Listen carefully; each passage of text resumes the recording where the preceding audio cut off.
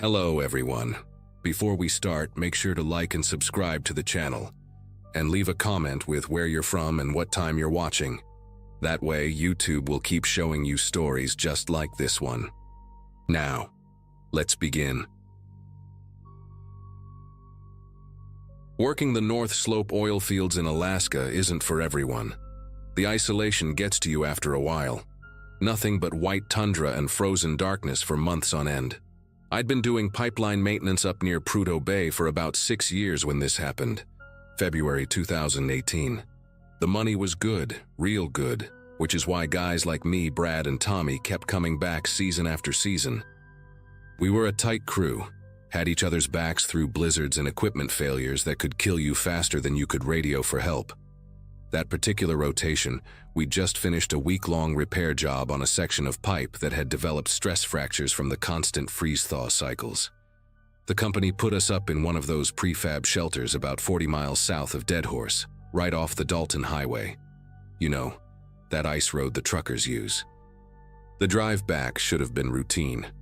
We'd done it 100 times before in Brad's modified Ford F-350, the kind with chains on all 4 tires and enough heating to keep you from turning into a popsicle. Tommy was sprawled across the back seat, catching up on sleep while I rode shotgun, keeping Brad company as he navigated through what was shaping up to be a decent snowstorm. Visibility was maybe 30 feet on a good stretch. The headlights just bounced off the swirling snow, creating this hypnotic tunnel of white that made you feel like you were flying through space. We were about 2 hours into the drive when Brad suddenly hit the brakes hard enough to throw Tommy into the back of my seat. Through the windshield, barely visible in the storm, was a figure stumbling along the side of the road. No vehicle in sight, no emergency lights, just this person in what looked like a heavy parka, moving in that desperate, uncoordinated way people do when hypothermia starts setting in. Brad pulled over immediately. You don't leave anyone out in that kind of weather. Not when it's 40 below and getting worse. Tommy jerked awake, cursing about the sudden stop, but shut up quick when he saw what we were looking at. The 3 of us sat there for maybe 5 seconds, watching this guy struggle through knee-deep snow about 20 yards ahead. His parka was one of those old military surplus ones, olive green with fur trim around the hood that kept whipping around in the wind. What struck me as odd right away was how he was walking. Not the stumbling gait of someone fighting the cold, but this mechanical, repetitive motion, like he was following a track only he could see. Brad honked the horn twice, but the guy didn't even turn his head.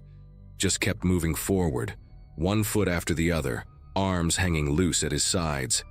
Jesus Christ, he's gonna die out there, Tommy said, already reaching for his door handle. Brad threw the truck in park and we all piled out, the wind hitting us like 1,000 tiny knives. Even with our heavy gear, the cold tried to crawl through every gap, every zipper.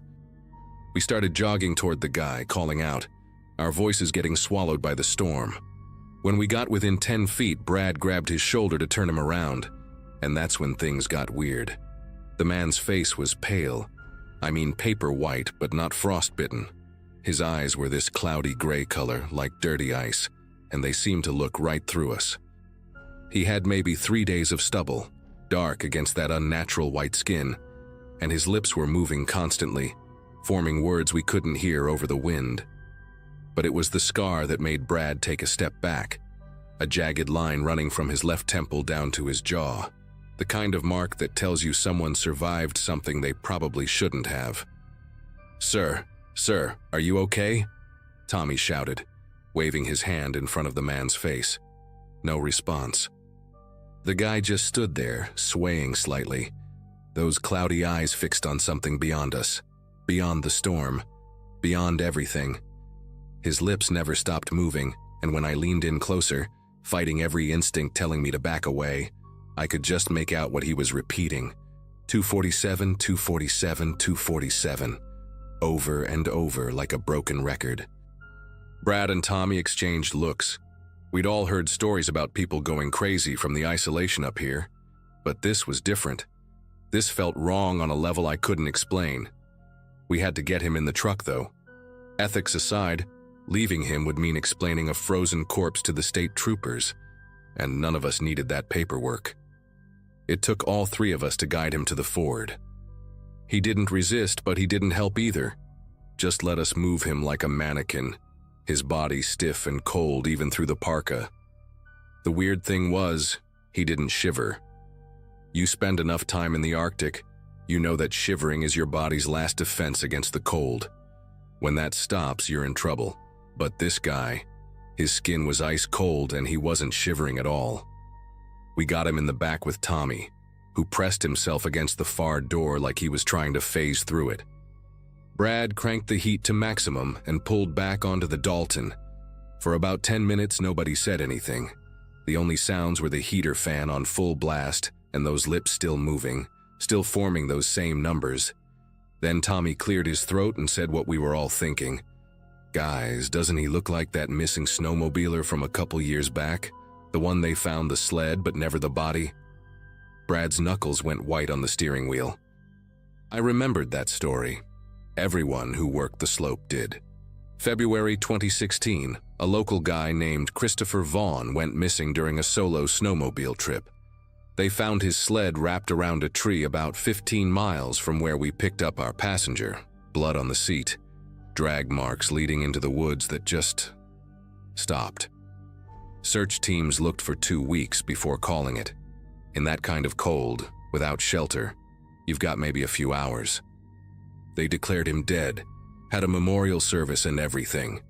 His brother worked for one of the drilling companies, used to drink at the same bar in Deadhorse. Said Christopher had that exact scar from a childhood accident with a boat propeller. The more I looked at our silent passenger in the rearview mirror, the more my gut churned. Same scar, same face shape, even the same color eyes. Though Christopher's had been brown in the photos, not this milky gray. The shelter appeared through the storm like a metal oasis, its yellow lights barely penetrating the white wall of snow. We radioed ahead but got nothing but static, which wasn't unusual in weather like this. The building was one of those modular units the oil companies scatter along the pipeline route, basically a reinforced shipping container with bunks, a kitchenette, and a communication setup. Brad parked as close to the door as possible, and we prepared to move our passenger inside. That's when he spoke for the first time, his voice gravelly and wrong, like someone talking through water. "Can't go in. Not yet. Not until 2:47. Tommy actually jumped, banging his head on the doorframe, but we weren't leaving anyone in the truck to freeze regardless of what they wanted. It took Brad bear-hugging him from behind, while Tommy and I each took an arm, but we managed to get him through the door. The second we crossed the threshold, he went completely limp, dead weight that nearly took us all to the floor. We laid him on one of the bottom bunks, and Brad went to check the radio while Tommy put water on for coffee. I stayed with our guest, checking his pulse, slow but steady, and trying to make sense of what we'd found. Up close, under the harsh fluorescent lights, more details jumped out. His fingernails were way too long, curved and yellowish, like he hadn't cut them in months. There was no smell though, which bothered me more than it should have. Someone who'd been wandering the wilderness should reek of sweat, body odor, something. But there was nothing, just this neutral, almost sterile absence of scent. His parka pockets were empty except for a single item that made my chest tighten. A snowmobile key on a leather fob, the kind they sold at the Deadhorse gas station. The leather was cracked and weathered, and branded into it was C. Vaughn 2015. Tommy came back with the coffee and saw me holding the key. His face went pale, and he set the mugs down so hard coffee sloshed everywhere. "That's not possible," he whispered, but we both knew it was right there in my hand. Brad came back from the radio room shaking his head. Storm was interfering with everything. We were stuck until it passed, probably another 8 to 10 hours. That's when the power flickered. Just once, but enough to make us all look up at the ceiling. These shelters had backup generators that kicked in automatically, so power issues were rare. The lights steadied, but something had changed in the room. Our passenger's eyes were open, staring directly at the clock on the wall. 11:30 p.m. His lips started moving again, faster this time, that same mantra. 2:47. Tommy grabbed my arm hard enough to bruise. "We need to get out of here," he said. "Right now, storm or no storm." But Brad was already shaking his head, pointing at the window where the snow was coming down so thick you couldn't see the truck parked 10 feet away. We were trapped, and somewhere deep in my lizard brain, I had the feeling that was exactly what was supposed to happen. The next few hours crawled by like molasses. We took turns watching our visitor while trying to maintain some pretense of normalcy. Brad made sandwiches nobody ate. Tommy cleaned his tools for the third time. I kept checking the weather outside, hoping for any sign of a break. The man never moved from the bunk, just lay there with his eyes locked on that clock, lips moving in their endless countdown. Around 2 a.m., exhaustion hit us hard. Tommy volunteered for first watch while Brad and I grabbed bunks on the opposite side of the room. I didn't think I'd sleep, but the adrenaline crash knocked me out cold. I woke to Tommy shaking me violently, his eyes wide with panic. The clock read 2:46 a.m. Brad was already up, standing by the door with a wrench in his hand. "He's gone," Tommy gasped. I just looked away for a second to check the coffee pot, and when I turned back, the bunk was empty. We searched the shelter, all 40 feet of it, but there was nowhere to hide. The man had simply vanished. That's when we heard it. 3 deliberate knocks on the metal door. Slow, measured. The kind of knock that says someone knows exactly what they're doing. 2:47 a.m. The knocking came again, this time from the window on the north wall, then the south window, then back to the door. It circled the shelter like something was walking around outside, testing each entrance. Brad gripped the wrench tighter. "That's impossible," he said. "Nobody could survive out there without gear." But we all knew our visitor hadn't exactly been normal. The knocking stopped at 2:48, leaving us in a silence so complete it felt like pressure in our ears.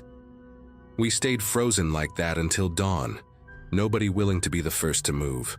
When the storm finally broke around 7 a.m., we made a discovery that sent us racing for the truck. There were no footprints anywhere around the shelter.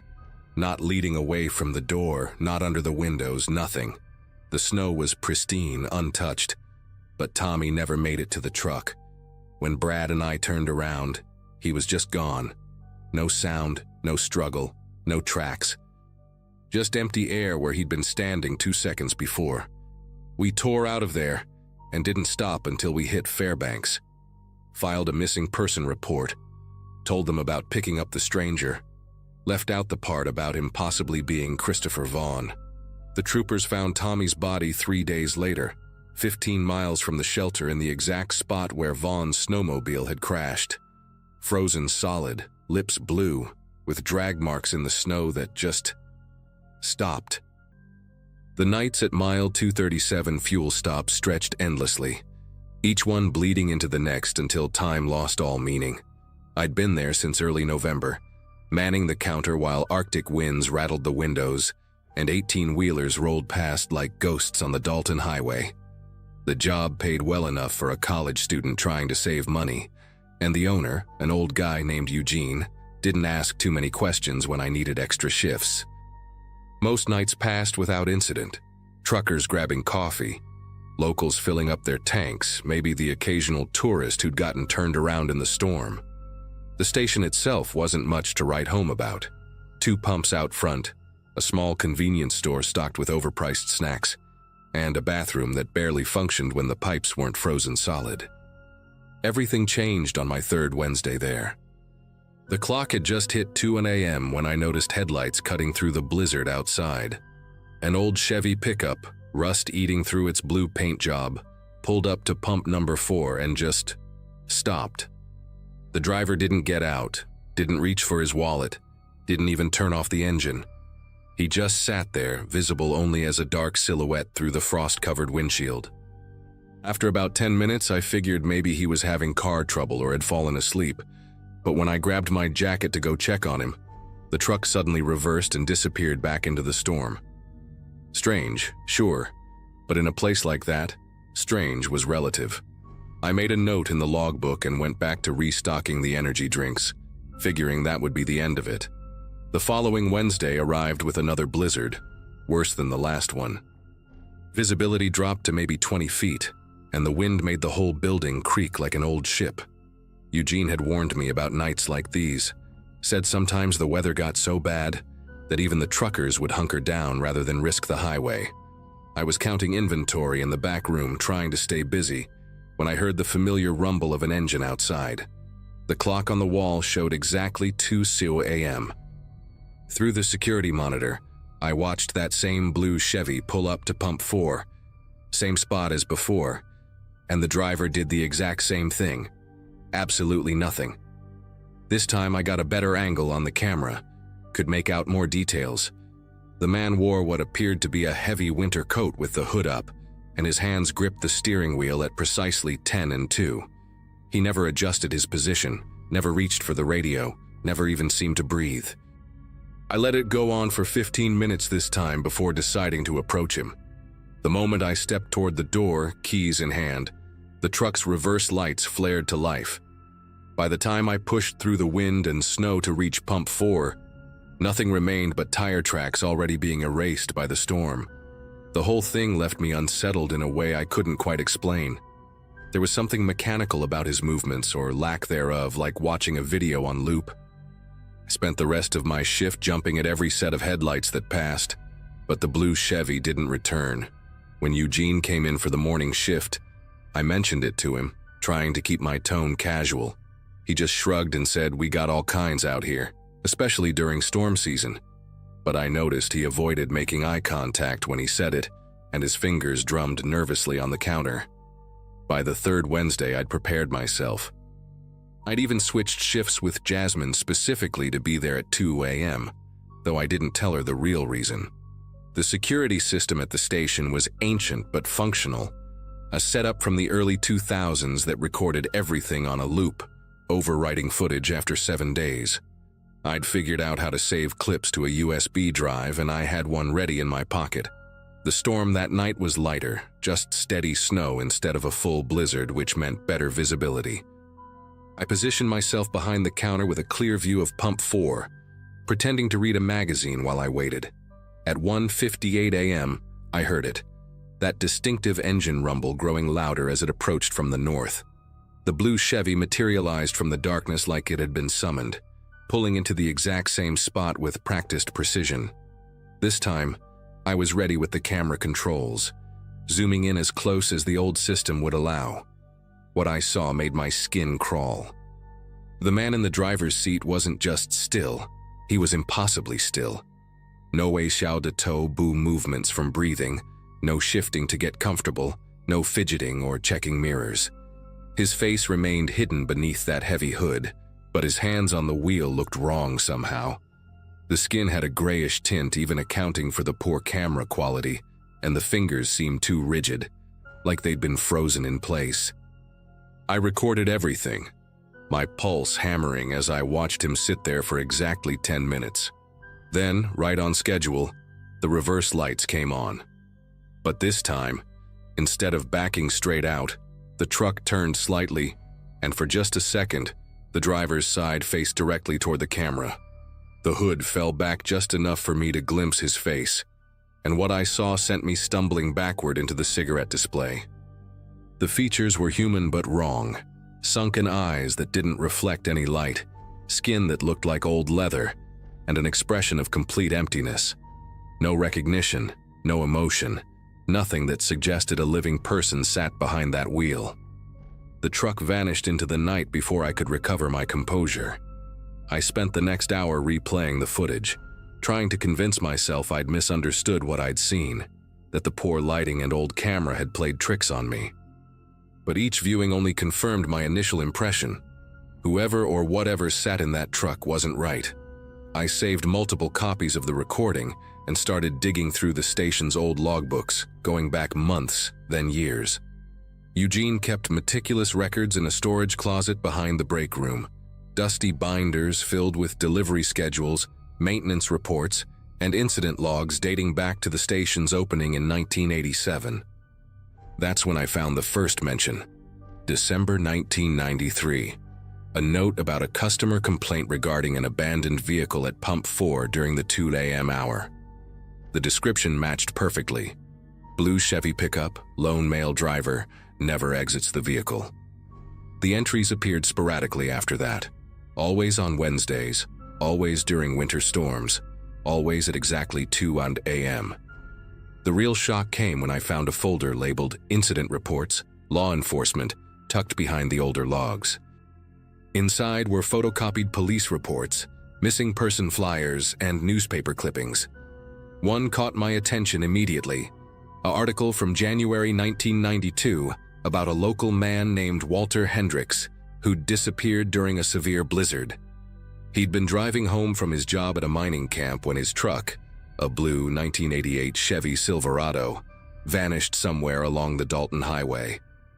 Search parties found no trace of him or the vehicle, despite extensive efforts. The article included a photo of Walter, and even in the grainy newspaper reproduction, I recognized those sunken features. But it was the last document in the folder that made me drop everything and reach for my phone. Someone had run the truck's license plate 2 years ago and attached the results. The plate belonged to Walter Hendricks, and according to DMV records, it had been registered to a vehicle declared missing in January 1992, over 30 years ago. I tried calling Eugene, but his phone went straight to voicemail. The next Wednesday loomed just 2 days away, and I couldn't decide whether to quit immediately or stay to confront whatever kept returning to Pump 4. Curiosity won out, along with a strange sense of obligation, like I needed to understand this for Walter's sake, wherever he really was. I spent those 2 days researching everything I could find about the disappearance.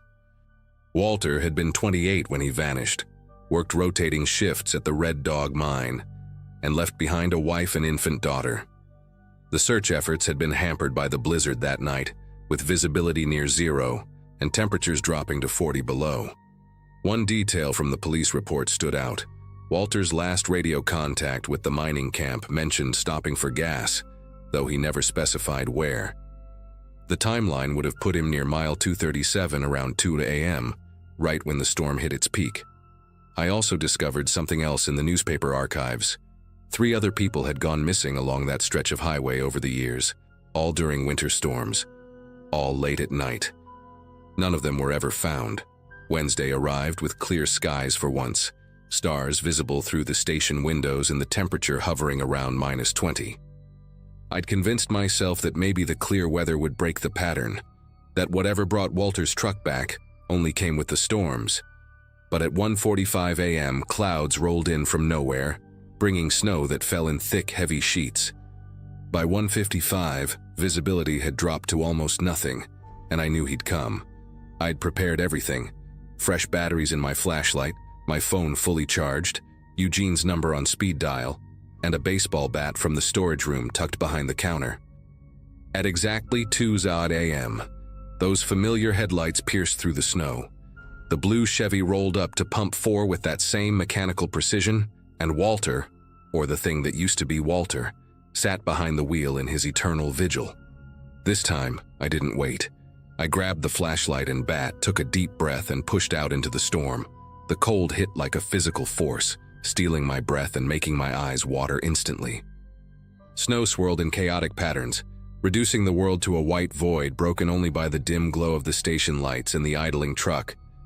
As I approached Pump 4, fighting against the wind with every step, I noticed something that hadn't been visible on the cameras. The snow around the truck fell differently, creating a perfect circle where not a single flake touched the vehicle. Even stranger, the windows showed no fog from breathing, no condensation from body heat. The interior looked as cold as the air outside. I reached the driver's side door, my flashlight beam catching that terrible face in profile. Up close, Walter's features were even more disturbing. Skin like old parchment stretched over bone, eyes that were open but saw nothing, lips slightly parted as if frozen mid-word. I raised my hand to knock on the window, and that's when everything went sideways. The moment my knuckles made contact with the glass, the station's power cut out completely. The pumps went dark. The building behind me vanished into blackness, and even my flashlight flickered and died. In that sudden darkness, I heard the truck's door creak open for the first time. The emergency generator should have kicked in within seconds, but the darkness stretched on. I stumbled backward, swinging the bat blindly while trying to restart my flashlight with numb fingers. Then, impossibly, I saw light coming from inside the station. Not the harsh fluorescence, but a soft, pale glow emanating from the windows. Through the snow, I could make out a figure standing inside, perfectly still, facing outward. The proportions were wrong, too tall and too thin, but I recognized the heavy winter coat and the hollow face. Walter stood inside the locked station, on the wrong side of the front window, staring out at me. Frost spread across the glass from where he stood, forming intricate patterns that crept outward like frozen veins. The really horrifying part was that I could still hear the truck idling behind me, engine running smooth and steady. I turned my head just enough to confirm what I already knew. The driver's seat was empty, the door hanging open like a mouth.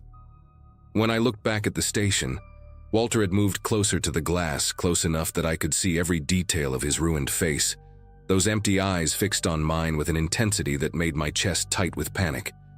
The sound that came next will haunt me forever. A voice like wind through a frozen pipe, muffled by the glass but clear enough to understand. Still, looking for pump 4. Each word came out slow and labored, accompanied by more frost spreading across the window, until the entire storefront was white with ice. I backed away, slipping on the snow-covered ground, the bat useless in my shaking grip. Behind me, the truck's engine suddenly revved, headlights flashing in a rhythm that seemed almost like Morse code. The pale glow inside the station began to pulse in sync with the lights, and I realized with growing horror that Walter wasn't alone in there. Shadows moved behind him, other figures in winter gear all standing at the windows now. 4 of them total, including Walter, matching the number of missing persons I'd read about. They all stared out with those same empty eyes, mouths moving in unison to form words I couldn't hear over the storm. The frost on the windows began forming letters spelled out in ice. "Help us find the way." I ran.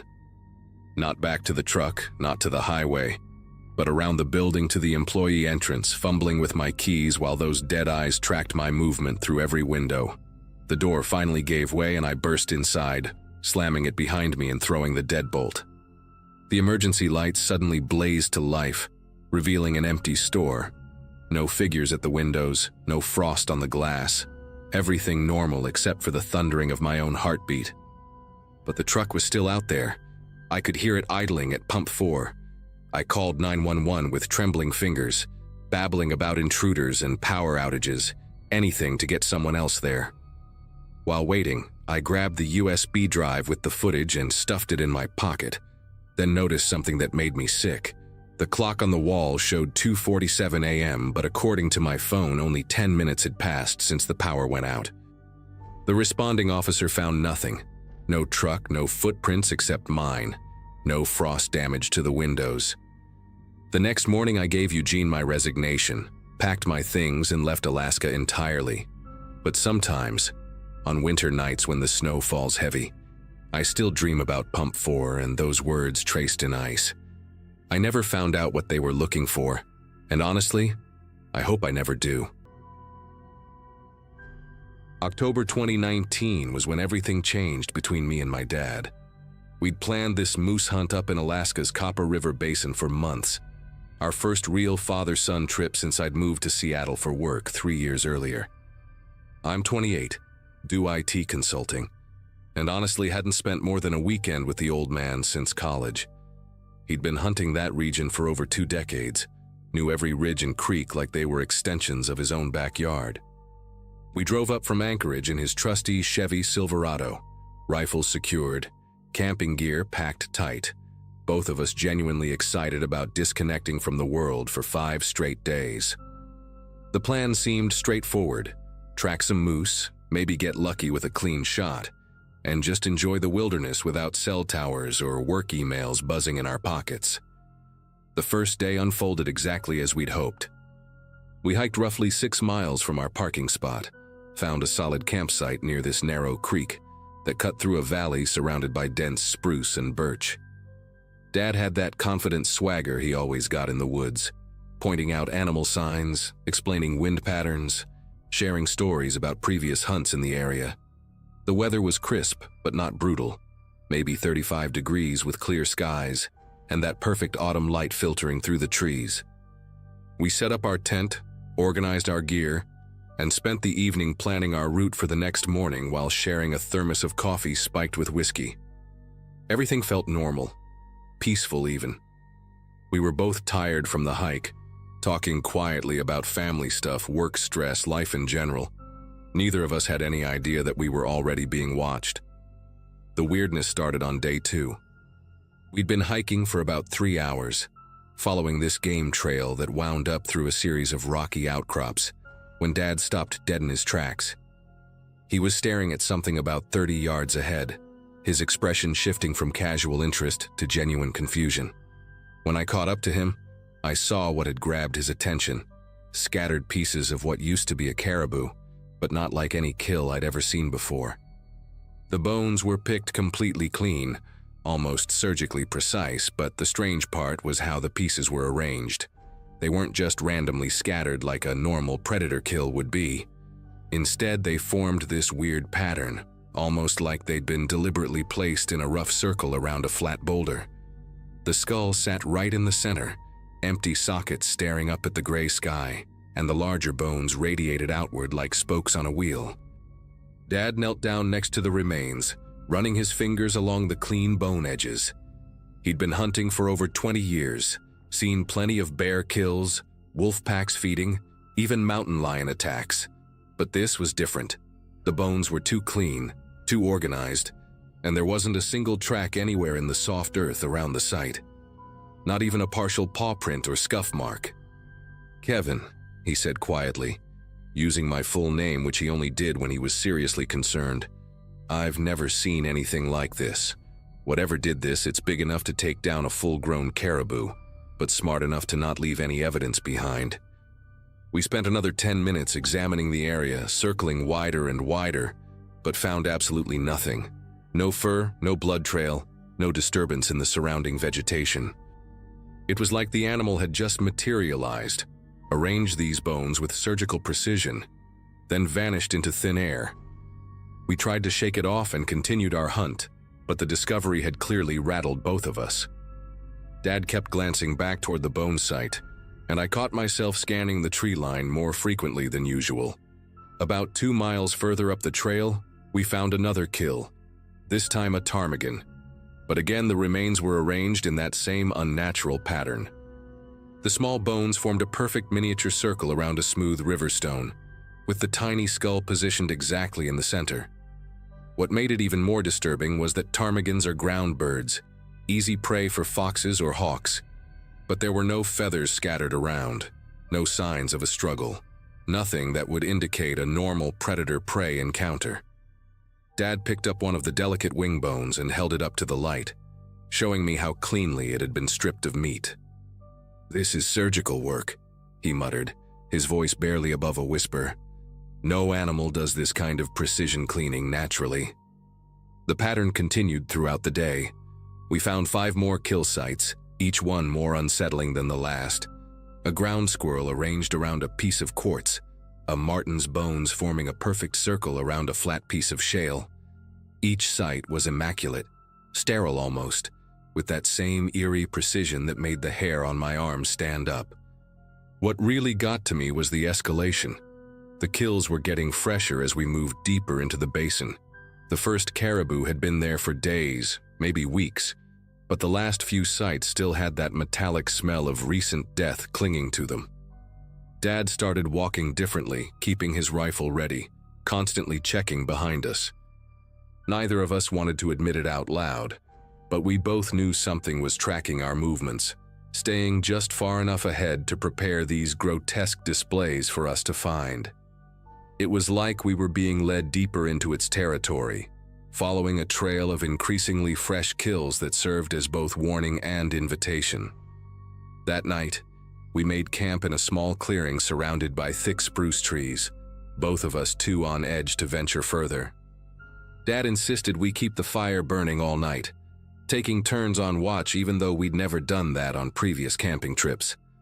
I drew the first shift, sitting with my back against a fallen log, rifle across my lap, listening to every snap of branches and rustle of leaves in the darkness beyond our firelight. Around 2 a.m. during Dad's watch, I woke up to the sound of him whispering my name urgently. When I opened my eyes, he was pointing toward the opposite side of the clearing, his face pale in the flickering orange glow. "There," he breathed, "between those two big spruces. Don't move too fast, but tell me what you see."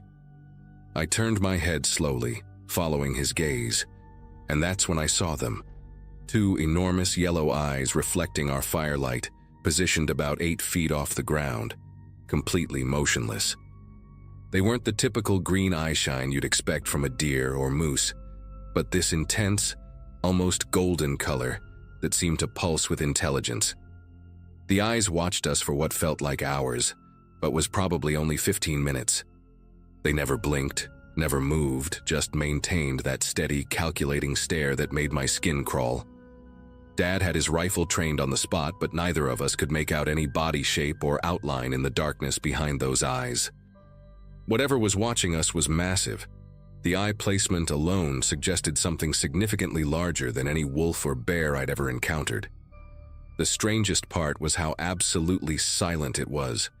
No breathing sounds, no movement of vegetation, no shifting of weight from one foot to another. Just those unblinking eyes studying us with what felt like predatory patience. When dawn finally started to break and the first gray light began filtering through the trees, the eyes simply vanished. One moment they were there, the next they were gone, as if they'd never existed at all.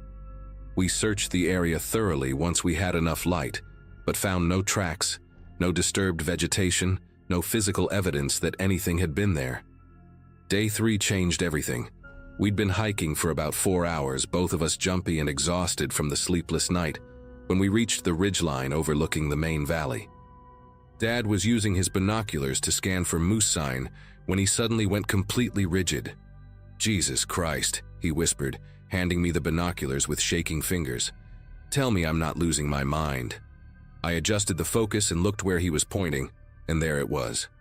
Standing on the opposite ridge, maybe 800 yards away, was the largest wolf I'd ever seen, but calling it a wolf doesn't really do it justice. This thing was enormous, easily the size of a small horse, with a massive head and shoulders that seemed too broad for any normal canine. Its fur was almost black, except for these weird silver markings along its spine that caught the sunlight like metal. What made my heart race was the way it was standing, completely still, facing directly toward us, like it had been waiting for us to reach that exact spot. The wolf stood there for maybe 2 minutes, just watching us through what must have been its own incredible vision. Even at that distance, I could feel the weight of its attention, like it was cataloging every detail of our appearance and behavior. Dad was fumbling with his rifle, trying to get a clear shot, but the range was too far for any reliable accuracy. Then, without any warning or gradual movement, the wolf turned and began walking along the ridgeline with this fluid, almost flowing gait that didn't look natural. It moved like liquid shadow, covering ground impossibly fast while maintaining perfect balance on terrain that would challenge even an experienced mountain climber. What terrified me most was how it would stop every 100 yards or so, turn back toward us, and wait just long enough for us to track its movement before continuing. It was clearly demonstrating that it could outmaneuver us effortlessly, that it had been controlling this entire encounter from the beginning. That's when everything clicked into place for me. The bone arrangements, the fresh kills getting progressively newer as we moved deeper into the basin, the silent nighttime surveillance, and now this calculated display of dominance. We weren't hunting in its territory. We were being hunted by it. This wasn't some random predator protecting its domain. This was something far more intelligent and deliberate. The wolf had been shadowing us for the entire trip, staying just close enough to monitor our movements while leaving those grotesque calling cards to announce its presence. Dad must have reached the same conclusion because he grabbed my arm and said, "We're leaving. Right now." This thing has been playing with us. We packed up our gear with frantic efficiency, abandoning any pretense of continuing the hunt. As we started our descent back toward the valley, I couldn't resist one last look through the binoculars. The wolf was still there, sitting now like some ancient sentinel, watching our retreat with what I swear looked like satisfaction. The hike back to our truck took us 6 hours of non-stop walking, both of us constantly checking the ridge lines and tree lines around us. We didn't speak much during the descent, but I could tell Dad was processing the same unsettling realization that was eating at me. That massive wolf had been orchestrating our entire experience from day one. Every kill site, every strange arrangement of bones, every moment of growing unease had been carefully planned to guide us deeper into its domain until it was ready to reveal itself. When we finally reached the Silverado, Dad threw our gear into the bed with shaking hands and started the engine before I'd even closed my door. As we drove away, I watched the wilderness disappear in the side mirror, and I swear I could still feel those golden eyes tracking our movement. We never went back to that area, and Dad sold his hunting gear the following spring. Neither of us ever talked about what we'd experienced, but I know we both understood that we'd encountered something that shouldn't exist.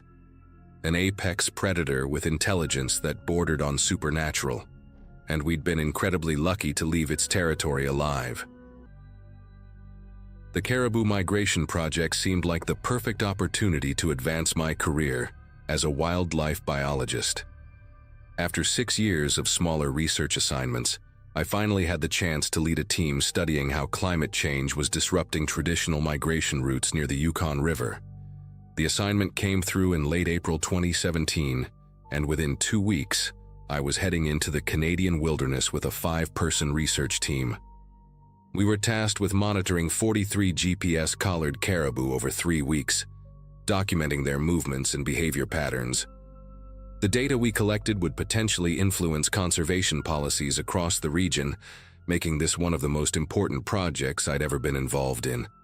I remember feeling this mixture of excitement and responsibility as we loaded our gear: thermal drones, tracking equipment, camping supplies for an extended stay in some seriously remote territory.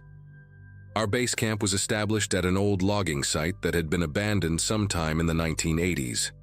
The location was ideal for our research purposes: flat ground for equipment setup, close proximity to the river for water access, and positioned directly along one of the main caribou migration corridors. But the place had this unsettling atmosphere that I couldn't quite shake. Rusted machinery sat half-buried under decades of moss and fallen leaves, while rotting wooden structures slowly surrendered to the encroaching forest.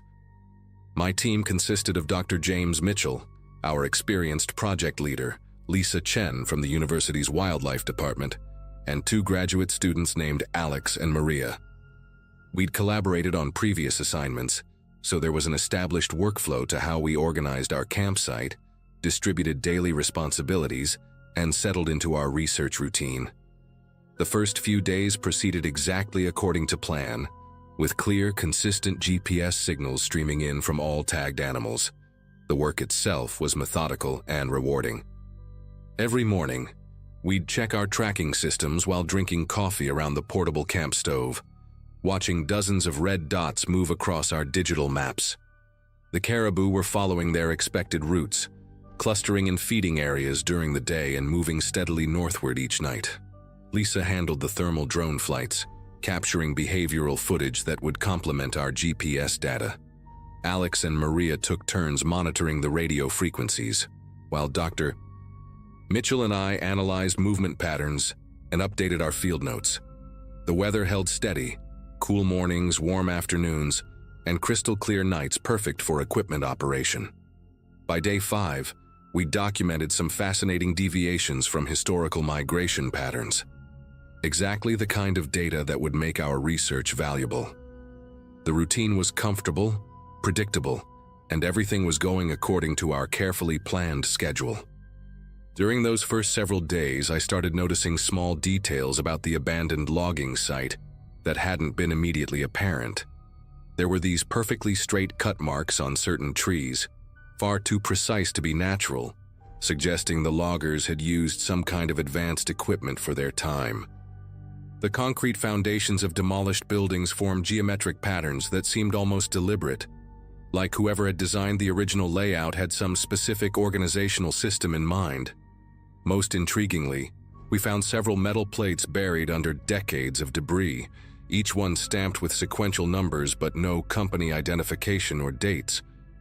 Dr. Mitchell mentioned that logging operations from that era typically left more obvious traces: marked trees, equipment serial numbers, proper signage. But this place was different, almost sterile in how thoroughly it had been cleared of identifying information. Still, it didn't interfere with our research, and we had more pressing concerns than investigating the site's mysterious past. Everything changed on the night of May 15th. I was reviewing data logs in my tent around 11:30 p.m. when Alex came running from the monitoring station, his face pale in the lantern light. "Heather, you need to see this right now," he said, his voice tight with concern. All 43 GPS signals had disappeared simultaneously at exactly 11:17 p.m. Not gradually, not one by one, but all at once, like someone had flipped a switch. The tracking system showed no error messages, no equipment malfunctions, no technical explanations for the sudden blackout. Lisa ran diagnostics on our receivers while Dr. Mitchell checked the backup systems, but everything on our end was functioning perfectly. We spent the next 3 hours trying to re-establish contact, adjusting frequencies, boosting signal strength, even attempting manual pings to individual callers. Nothing worked. The caribou had simply vanished from our monitoring network, leaving us staring at empty screens and wondering what the hell had just happened. The silence that followed was unlike anything I'd experienced in the wilderness. Usually, the Canadian forest at night is alive with sounds: owls calling, branches creaking, small animals rustling through undergrowth. But after the signals disappeared, even those familiar noises seemed to fade away, replaced by an oppressive quiet that made my ears ring. We decided to take shifts monitoring the equipment through the night, hoping the signals might return as mysteriously as they'd vanished. Dr. Mitchell took the first watch, followed by Lisa, then Alex. When my turn came at 4 a.m., I sat alone in the monitoring tent, surrounded by silent equipment and trying to make sense of what had happened.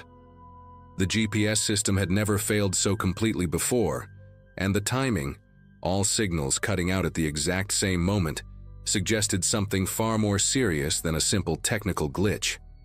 I kept checking and rechecking our data logs, hoping to find some pattern or explanation that we'd missed. Dawn brought no relief, just more questions. We packed up quickly and headed out to the last known location of the nearest caribou herd, about 6 miles northeast of our camp. The hike through dense forest was tense, everyone lost in their own thoughts about what we might find. When we reached the area, there was no sign of the animals, no tracks, no droppings, no evidence they'd ever been there. But our equipment was undisturbed, sitting exactly where we'd left it the previous day. Cameras, motion sensors, even the backup GPS units were all functioning normally, still recording data from their positions. It was as if the caribou had simply evaporated, leaving behind only the technology we'd used to monitor them. Lisa suggested we expand our search radius, but Dr. Mitchell was already looking worried about our timeline and resources.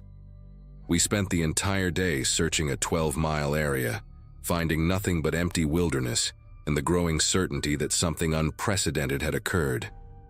That evening, Lisa decided to review the thermal drone footage from the previous night, hoping to find some clue about what had happened to the caribou. We gathered around her laptop in the main tent, watching hours of grainy infrared video. Most of it showed exactly what we expected: empty forest, occasional small animals moving through the underbrush, the normal thermal signatures of a quiet wilderness night. But at 11:15 p.m., just 2 minutes before the GPS signals disappeared, the footage captured something extraordinary. 7 tall figures emerged from the tree line, moving in perfect synchronization across the open area near our camp. They were definitely humanoid, but wrong somehow. Too tall, too coordinated, moving with a fluid precision that seemed almost mechanical. The thermal signatures showed they were warmer than the surrounding environment, but cooler than normal human body temperature. Most disturbing was how they moved together, like a single organism with multiple parts, maintaining exact spacing and identical movements as they crossed the frame and disappeared back into the forest on the opposite side. None of us spoke for several minutes after the footage ended. Dr. Mitchell rewound it 3 times, studying every detail, while Alex kept muttering that the equipment must have malfunctioned. But Lisa and I both knew what we were seeing was real. The thermal imaging was too consistent, too detailed to be some kind of technical glitch. The figures were approximately 8 feet tall, with elongated limbs and movements that suggested they were intimately familiar with the terrain. They made no sound that the drone's audio equipment could detect, moving across fallen logs and dense undergrowth without disturbing a single branch. What haunted me most was their coordination, not just walking in formation, but actually mirroring each other's movements down to the smallest gesture. When the lead figure raised what appeared to be its arm, all 7 performed the identical motion simultaneously. We watched the clip dozens of times, but it only raised more questions about what we were dealing with and whether it was connected to the caribou disappearance. That night, we implemented a buddy system. No one was allowed to leave their tent alone, and we established regular check-ins every hour until dawn. Despite our precautions, I barely slept, listening to every sound outside and wondering if those figures were still out there, watching us. Around 3 a.m., I heard Maria whispering urgently to Alex in the tent next to mine, but when I called out to ask if everything was okay, she said she'd just had a bad dream. The rest of the night passed without incident, but morning brought a new horror that made the previous day's mysteries seem trivial. When we gathered for breakfast at 7 a.m., Alex was missing. His sleeping bag was empty, his personal belongings still neatly arranged beside his cot, and his boots were gone. We searched the immediate area around camp, calling his name and checking all the places he might have wandered during the night. Dr. Mitchell was already talking about contacting emergency services when I decided to check the riverbank, thinking maybe Alex had gone for water and slipped on the muddy slope. What I found at the water's edge defied every logical explanation I could think of. Alex's hiking boots were placed with mathematical precision on a flat rock, positioned perfectly parallel to each other and facing directly toward the flowing water. The laces were tied in neat bows, exactly as he always wore them, and there wasn't a single scuff mark or piece of mud on the leather. But there were no footprints, not leading to the boots, not leading away from them. Nothing in the soft riverbank soil that would indicate how they'd gotten there. The rock they sat on was completely dry, despite the morning mist that had dampened everything else in the area. I called the others over, and we spent 2 hours examining every inch of the surrounding ground, looking for any trace of Alex's passage. The absence of tracks was absolute and impossible. Even if someone had deliberately erased footprints, there would be signs of the erasure itself. Yet the boots sat there like a carefully arranged display, as if they'd been placed by someone who could move without touching the ground. We packed up camp immediately and hiked back to the nearest communication point to contact the authorities. The search and rescue operation lasted 4 days, involving helicopters, tracking dogs, and experienced wilderness teams, but no trace of Alex was ever found. The official report listed him as missing, presumed dead, with the working theory being that he'd somehow fallen into the river and been swept away by the current. But that explanation didn't account for the boots, which the investigators dismissed as irrelevant details. 6 months later, I received a call from a forestry worker who'd been conducting surveys in the same area. He'd found something buried under a pile of stones near the old logging site. A GPS collar, still functional, with data showing it had been stationary in that exact location since May 15th at 11:17 p.m. It was one of the collars from our missing caribou, and the timing matched perfectly with when all the signals had disappeared. I never went back to that site, and I've never worked another research project in that region. Some mysteries are better left unsolved. Every time someone mentions Alaska, my stomach twists into knots. People always picture the beautiful wilderness and amazing northern lights, but all I can think about is that night at Copper Creek Lodge. At the time, I was fresh out of my junior year at college, taking a seasonal job as a front desk clerk and maintenance helper at this tiny remote lodge near Wrangell St. Elias National Park. It was June 2022, and the place was basically my entire world for 3 months. The lodge had 12 small cabins scattered around the property, connected by gravel paths that crunched under your feet no matter how quietly you tried to walk. Our nearest neighbor was 40 miles away, and cell service was absolutely non-existent. The only connection to the outside world was a single landline in the main office that crackled with static on good days. Most nights, the silence was so complete, it felt like we were the only people left on Earth. The guests that week were mostly hikers and photographers, the kind of people who came to Alaska specifically to get away from civilization. There was this couple, David and Amanda, who'd been staying in cabin 7 for 3 days with their friend Troy. David was one of those guys who never seemed to stop talking, always cracking jokes and making everyone laugh during meals in the main lodge. Amanda was quieter, more reserved, but she had this way of watching everything around her like she was constantly taking mental notes. Troy was somewhere in between, friendly enough, but kept to himself most of the time. They'd spend their days hiking the trails around the property and come back every evening completely exhausted, covered in mud and mosquito bites. The dynamic between them seemed normal enough, just 3 friends on a wilderness adventure, but there was this underlying tension I couldn't quite put my finger on, especially between David and Troy.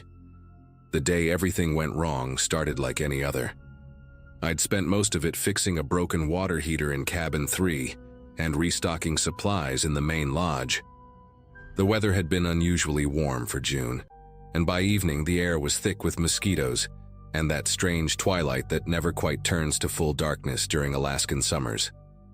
Around 9 p.m., I noticed David, Amanda, and Troy heading toward the bathhouse, which was this small wooden building about 100 yards from the main lodge. Troy was carrying a towel and seemed eager to finally get cleaned up after their long hike. David and Amanda were walking behind him, and I could hear David's voice getting louder as they got farther away, though I couldn't make out what he was saying. There was something about his tone that made me pause while I was locking up the office, but I shrugged it off.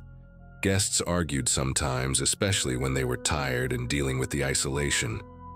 About an hour later, I was in my small staff cabin reading when I heard voices outside.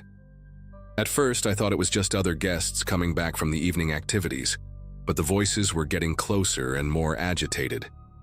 Then I heard Amanda's voice, sharp and panicked, calling out something about Troy being missing. I put down my book and listened more carefully. David was with her, and they were moving from cabin to cabin, knocking on doors and asking if anyone had seen Troy. Their voices had this frantic edge that made the hair on my arms stand up. I grabbed my flashlight and stepped outside, and that's when Amanda spotted me.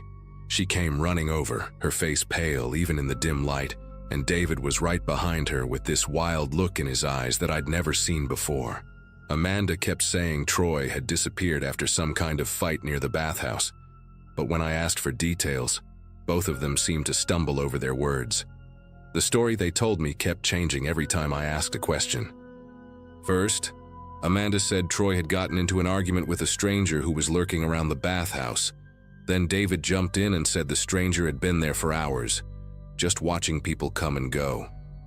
But when I asked what this stranger looked like, Amanda described a tall man with dark hair, while David insisted he was shorter with a beard.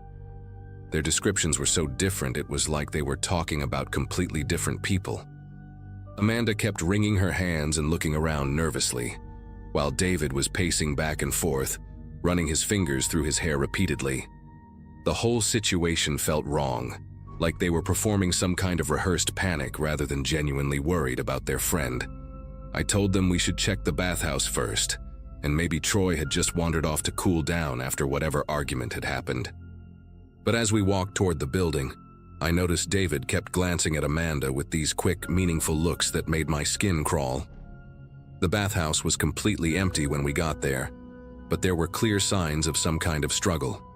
The wooden bench outside was overturned, and there were scuff marks in the dirt that looked like someone had been dragged or had fallen hard. Amanda immediately started crying and saying they needed to call the police, but when I suggested we use the landline in the main office, David quickly said we should search the property first. He insisted that Troy probably just went for a walk to clear his head and would be back any minute. But the way he said it, with this forced calm in his voice, made me realize he was trying to control the situation. I agreed to help them search, but I was already planning to call the authorities as soon as we got back to the lodge. The three of us spent the next hour combing through the trails with flashlights, calling Troy's name and getting no response. Every shadow seemed threatening, and every sound made us jump. Amanda kept asking what we were going to do, but David kept steering the conversation away from calling for help. When we finally gave up the search around midnight, I was exhausted and genuinely worried about Troy. I told David and Amanda that I was going to call the state troopers from the main office, and that's when David's whole demeanor changed. He grabbed my arm and said we should wait until morning, that Troy would probably show up on his own and we'd just be wasting everyone's time. But Amanda disagreed, saying they needed to call Troy's family and let them know what was happening. The two of them started arguing right there in front of me, and I could hear the desperation in both their voices. David kept insisting that calling the police would just make things worse, while Amanda was practically begging him to let me make the call.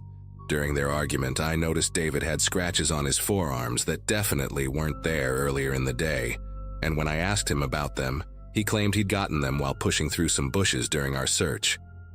But the scratches looked fresh and deep, like fingernail marks, and they were in a pattern that made me think of someone trying to defend themselves. I finally convinced them that we needed to contact the authorities, and the three of us walked back to the main lodge together. The building felt eerily quiet as I unlocked the office door, and I could hear both David and Amanda breathing heavily behind me. When I picked up the landline phone to dial, there was no dial tone, just complete silence. I jiggled the cord and checked all the connections, but the line was completely dead. David immediately said the phone lines probably went down because of the weather, but there hadn't been any storms that day.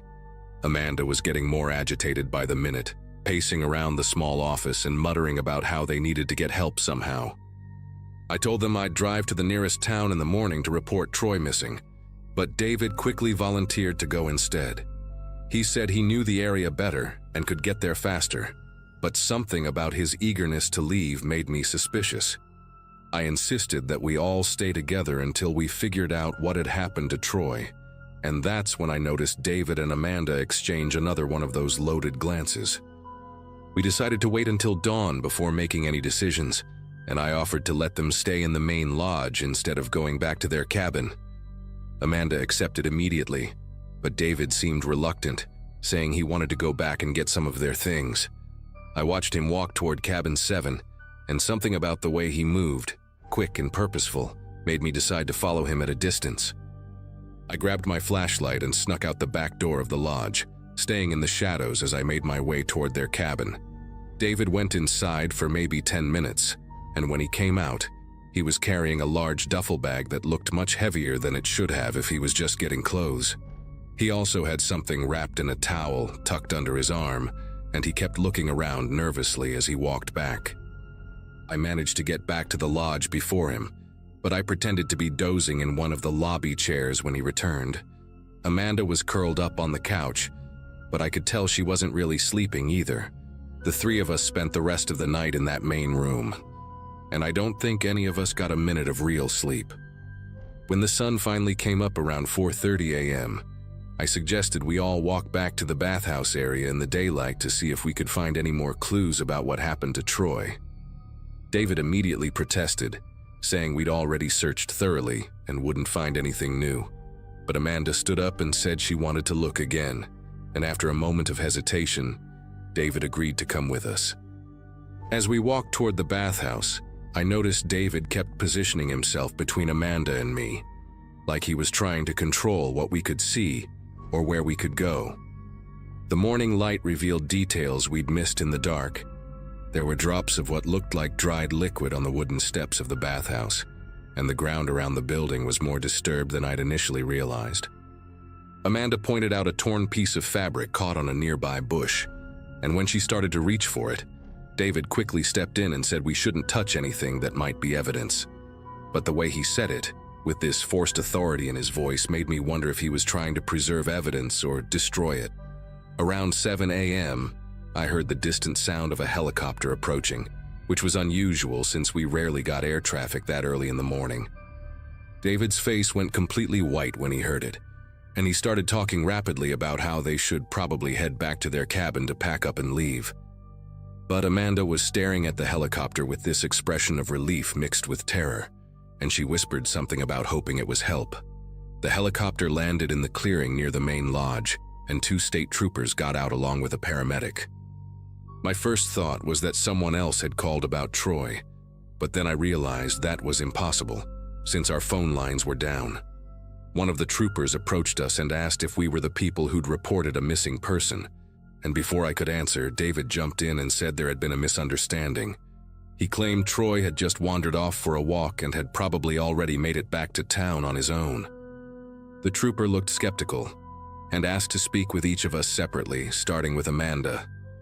While Amanda was talking to the officers, David kept trying to convince me that we should tell them everything was fine and that Troy would turn up eventually. He was sweating despite the cool morning air, and he kept fidgeting with something in his pocket. But then the paramedic came over and told us they'd found Troy about 2 miles downstream, near the old mining road. He was alive but in critical condition with multiple stab wounds, and they'd already airlifted him to a hospital in Fairbanks. The paramedic said Troy had managed to crawl to the road and flag down a passing truck driver who'd called for help on his CB radio. When I looked at David after hearing this news, his face had gone completely gray, and he was staring at the ground like he was trying to disappear. Amanda started crying, but they weren't tears of relief. They were tears of fear. The troopers arrested David that afternoon after finding the knife wrapped in the towel he'd retrieved from their cabin, and Amanda confessed that she'd helped him move Troy's body after the attack. She said David had snapped during an argument about money Troy owed him, and they'd panicked when they thought he was dead. The phone line had been cut with wire cutters found in David's bag. Amanda got a reduced sentence for cooperating, but David was charged with attempted murder. I quit my job the next day and never went back to Alaska. Sometimes I still wake up wondering what would have happened if that truck driver hadn't found Troy in time. Most summers, my Uncle Tim would take me out fishing somewhere remote in Alaska. He's the kind of guy who thinks Wi-Fi is a government trick, and that real life starts when your boots hit mud. That particular trip, we were camped just outside Bethel, along a bend in the Kuskokwim River where the bank slopes down in a jagged mess of roots and packed silt. I'd just turned 13 that spring, and it was my first time getting my own gear, rod, boots, even a small fillet knife. I remember feeling proud, like I'd finally earned a spot alongside the grown-ups, even if I still had to sleep in the smaller tent. It was early afternoon and Tim had hiked up river a ways to check some traps, leaving me with instructions not to wander far and to keep the fire going. The sun was out but hazy, filtered through low clouds that made everything look softer, quieter. I'd set up by the water with my tackle box and a half-warmed thermos of black coffee I wasn't really supposed to be drinking. The current was slow that day, dragging bits of moss and drift in wide arcs, and I remember watching the surface like it was a movie. No phone, no distractions, just that steady hush of water and wind. Then someone called out from the trees behind me. At first I thought it was Tim messing with me. The voice had that friendly but strained tone like someone trying not to spook a stray dog. When I turned, I saw a man standing halfway down the slope leading into the brush. He had on this camo jacket that looked like it had been dipped in mud and forgotten for years, and a wool beanie stretched over his head like he'd pulled it on without checking if it fit. I didn't recognize him. He wasn't from the campgrounds or from the small shop we stopped at in town. He smiled with his mouth open just enough to show a missing canine tooth and said he was a local guide. Claimed he was moving gear for a group of hunters and needed a second pair of hands. There was something about how still he stood while talking that didn't sit right with me. His feet never shifted. His hands stayed behind his back even when he gestured with his chin toward the trees. I asked which outfitter he worked for, and he dodged the question like I'd asked for his social security number. Then he laughed, this dry, shallow sound, and said I looked strong enough to carry a couple crates. He pointed deeper into the woods, saying it wasn't far, just past a ridge. I remember feeling my knees tense, not with fear exactly, but like my body had already made a decision before my brain caught up. I told him I needed to grab my boots, stalling really, but he stepped forward like he hadn't heard me. Only a few feet, but it felt way too close. His boots sank into the soft dirt near the edge of the water, leaving deep, wide prints like he'd been pacing that shoreline for a while. That's when I noticed the back of his pants were soaked up to the thighs, and not from walking through shallow river water. It was darker, muddier, like he'd been kneeling somewhere wet for too long. He glanced toward the trail again, but there wasn't any gear in sight. Just thick brush and a mess of alder branches snapped low like someone had pushed through them fast and recently. I said no. I didn't even think about it. Just said it out loud, firm and clear, the way my uncle had told me to speak if something ever felt wrong. The man didn't respond right away. He just kept standing there, staring like I hadn't spoken at all. His face didn't change, but his jaw clenched once, quick. Then he sort of laughed through his nose and muttered something under his breath that sounded like, "They never learn." That's when I backed away, careful not to turn around, keeping the river behind me as a kind of barrier. I felt this weird pressure, like I had to keep talking or moving or doing something, because silence felt dangerous. I walked backward until I hit a log that marked the trail back to camp. That's when he took one more step toward me, slow, deliberate, and said, "You don't want to be out here alone when it gets dark." It wasn't a threat, not exactly. More like he was stating a fact. His tone was flat and weirdly calm, like he was reciting a weather report. I didn't answer, I just turned and ran. Didn't check if he followed. I didn't hear footsteps, but I also didn't trust the quiet. The trees seemed thicker on the way back, like they were leaning in, and I remember ducking under branches that hadn't been low before. By the time I reached the tents, I couldn't tell if I'd been gone 10 minutes or an hour. Everything looked the same, but it all felt off balance, like the world had been nudged slightly sideways. I didn't see Tim anywhere, and for a second I panicked, thinking maybe that man had gotten to him too. But then I saw smoke curling up from the fire pit. He came out from behind the truck a few seconds later, holding a wrench, wiping grease off his fingers. He asked if I'd caught anything. I told him no, and that we needed to pack up early. He gave me a look but didn't argue. We left that same afternoon. Tim didn't press for details until we were halfway down the gravel road back toward town. I told him what happened, as straight as I could. He got real quiet, not angry, just focused, like he was already mentally reviewing maps and faces. He asked what the man looked like, what he said, and if I could point out the exact spot. I told him about the soaked pants, the missing tooth, the part where he kept his hands out of view. Tim didn't speak for a while after that. When we got to town, he made a quick stop at the ranger station while I waited in the truck with the windows cracked and my fishing rod still in the back seat, untouched. That night, back at the motel, the news was on in the background while we were eating. I was barely paying attention until Tim turned the volume up. A missing persons alert had gone out. Boy named Alex, 15, last seen just outside a different campsite, not far from ours, 4 days earlier. No solid leads, but the report mentioned he was last spotted talking to someone described as a man in camouflage, possibly local. The photo of the missing kid hit hard. He was taller than me, but something about his expression felt familiar. Just a regular teen trying to enjoy the outdoors, probably didn't expect his afternoon to turn sideways. I didn't sleep much that night. Kept thinking about how fast things could have gone bad if I'd said yes. If I'd followed, if I'd hesitated even a second longer. It's not like I did anything heroic. I just listened to that part of myself that tenses up when something isn't quite right. I still think about that man's voice sometimes, how calm it was when he told me I didn't want to be alone out there. Not angry, not frustrated, just certain. Like he wasn't guessing how things would end. He already knew.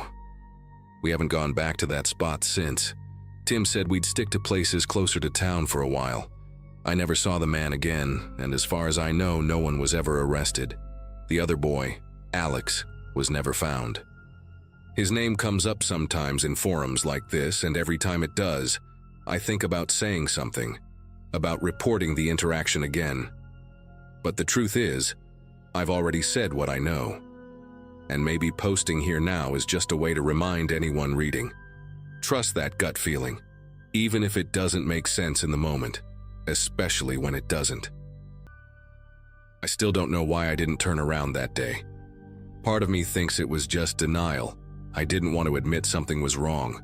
We were supposed to be heading to a wrestling tournament in Soldotna, just me and my son, Mason. He was 16, big into sports, always tossing his gym bag in the back seat like he owned the world. I'd taken the weekend off from the dental office, packed us both up, filled the tank at a Chevron near Kenai Spur Road, and figured we'd make good time before sunset. The drive down from our town was familiar. We'd done it twice before for other school events. I remember telling myself it would be a quiet ride, maybe even a chance for us to talk without distractions. We were about 30 minutes south of Sterling when I noticed the pickup. It had dark-tinted windows and an older, matte gray paint job. Nothing flashy, just enough to blend in. It slipped into my lane behind us somewhere past the last gas station. At first, I didn't think much of it. The highway's long and mostly empty, and vehicles stick together sometimes for miles. But this one stayed close. Too close. I checked the mirror more than once, expecting it to pass. It never did. I even nudged over to the right shoulder, slowing down enough to invite it around. Instead, the driver matched my speed exactly, keeping the same tight distance, almost like he was tethered to us. I pointed it out to Mason, trying not to sound nervous. He was looking at his phone but glanced up and muttered something like, "Creeper vibes."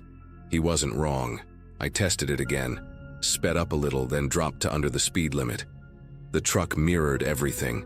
I tapped the brakes twice, a trick my dad used to warn tailgaters. No change. I switched lanes for no reason, still behind us. It wasn't aggressive, just deliberate. That's what made it worse. There was no honking, no flashing lights, no engine revving. Just that constant pressure behind us like we were being herded somewhere. I didn't want to panic in front of Mason, but I felt this cold realization start to grow. This wasn't just someone zoning out on the highway. It was too late to turn back, and cell signal was weak in that stretch. I told Mason to open the Maps app and look for the nearest place to pull over that had lights, maybe a store or a rest area. We found a rest stop about 10 minutes ahead. It was barely marked on the map, just a faded icon, but it was better than staying in motion with this guy glued to our bumper. I stayed calm, or at least tried to. My knuckles were starting to ache from how tightly I was gripping the wheel. The rest stop wasn't what I hoped it would be. It was a gravel pull-off with one flickering street lamp, a rusted vending machine that probably hadn't worked since the early 2000s, and a single unmarked porta-potty tilted slightly in the mud. No cars.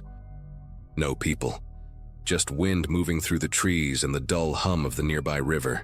I slowed down and pulled in anyway, thinking if the truck passed us, I'd just wait a few minutes before getting back on the road. But it didn't pass. It followed us in. Slow, steady, and confident. I felt Mason sit up straight. I could tell he was trying to act unfazed, but I saw the way he held his breath. The truck didn't park next to us. It angled itself behind my car, cutting off the exit like it had rehearsed the move. I didn't recognize the model exactly, older Chevy or GMC, maybe late 90s, but there was something strange about the front grille. It looked homemade, reinforced, like someone had welded extra bars across it. My headlights reflected off the tinted windshield, but I couldn't see inside. No movement, no door opening, just the truck sitting there, engine still on, low idle rumbling through the quiet like a warning. I told Mason, "Don't get out," and grabbed my phone. No signal. Mason whispered that he was already recording. He'd flipped his camera around and angled it low against the dashboard, barely moving his hand. I didn't even have to ask. He just did it. Smart kid. I told him to keep filming no matter what. I was about to honk, just once, to maybe scare whoever it was or alert someone nearby, even though I doubted anyone would hear. But before I could, the driver's side door of the truck cracked open. Not all the way, just a few inches. Then it shut again. Nothing else. No one got out. I couldn't explain the move, but it felt calculated, like they were letting us know they were watching, deciding. That was the moment it stopped feeling like paranoia and started feeling like a trap. I didn't want to reverse into them, but we were boxed in. There was a steep ditch to the right and dense trees on the left. I kept thinking, if I drive forward over the grass, I might get stuck. So I just stayed there, engine running, doors locked. The truck crept forward an inch, just one, and I couldn't help it. I yelled, "What the hell do you want?" Mason grabbed my arm, trying to calm me down, and whispered, "Mom, wait." The driver still didn't move. Just that engine, humming like it had all the time in the world. Out of pure instinct, I leaned on the horn, long and loud. It echoed across the trees and the empty highway beyond. That finally did something. The truck jolted back, then reversed fast, kicking up gravel behind it. It didn't leave the lot entirely.